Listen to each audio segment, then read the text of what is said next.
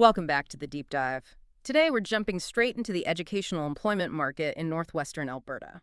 Specifically, that huge area around Grand Prairie, right? The Hmm. 40,000 square kilometer trade market. Exactly. And, this is really critical intelligence for anyone looking to hire or maybe find a teaching job in the region. It is. The need is just massive. The entire region is projected to need, what, over 4,000 skilled employees by 2031? Across all sectors. Right. And the educational services sector is really the foundation for all of that. Hmm. We're talking about 3,339 people employed right now across 106 businesses. And a lot of those are small businesses, aren't they? That's the key thing to realize. 59% of them employ fewer than 10 people. So a sector built on small operations. So our mission for this deep dive is pretty straightforward. We want to uncover where the job growth is actually happening. And what the salaries look like, so you can really map out your next move. Okay, so let's get into the numbers. What's the first thing that jumps out when we peel back the data? Well, at first glance, the overall growth looks pretty modest. Just 4% projected by 2031. 4%. That's only about 137 new jobs. It is. But that number is, well, it's hiding a huge structural shift happening underneath the surface. Okay, so this is where it gets really interesting, right? The growth isn't uniform at all. Not even close. You have the K-12 system, so elementary and secondary schools. That's the biggest piece of the pie. Over 2,500 positions. And it's growing slowly, about 3%. Right, it's stable. It's the foundation.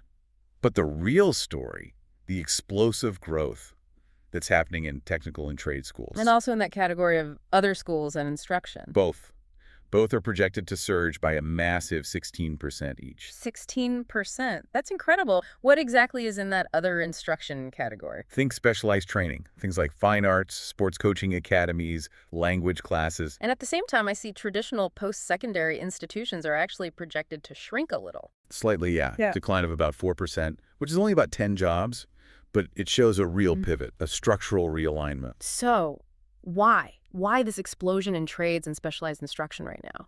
It connects directly to the big national economic drivers. It's the whole reskilling and upskilling economy in action. You mean things like AI and automation changing industries? Exactly that. There's an immediate need to retrain existing workers. For instance, teaching a former oil field worker how to manage new automation systems. I see. And on top of that, you have federal funding for R&D that's set to climb every year. That drives demand for these very technical, non-academic specialties. Okay, so we know where the growth is. Let's talk about the payoff. What are people earning? If we look at the 2023 pay stubs, the highest average wage goes to school principals and administrators. Right, they're commanding about $126,000 on average. And secondary school teachers do very well too, nearly $94,000. Elementary teachers are around $79,000. Now, if we look at the current hiring pace, this is where it gets a little complicated. Job postings from this year show demand from community colleges and K-12. But the median advertised salary was under $49,000, which is lower than the Alberta average. But, and this is the part I don't get, 14% of positions offered salaries over $75,000. How does that square? That's the fragmented market we're talking about. It sounds like there's a high demand for entry-level positions, which pulls that median number down. Okay, that makes sense. But it also shows there's significant opportunity and competition for that experienced, specialized talent, the exact type of talent needed to staff that 16% growth. And that rapid growth needs a support structure, of course. Absolutely. The region has a diverse K-12 system, PSBO-PD, the French language CSNO, and so on.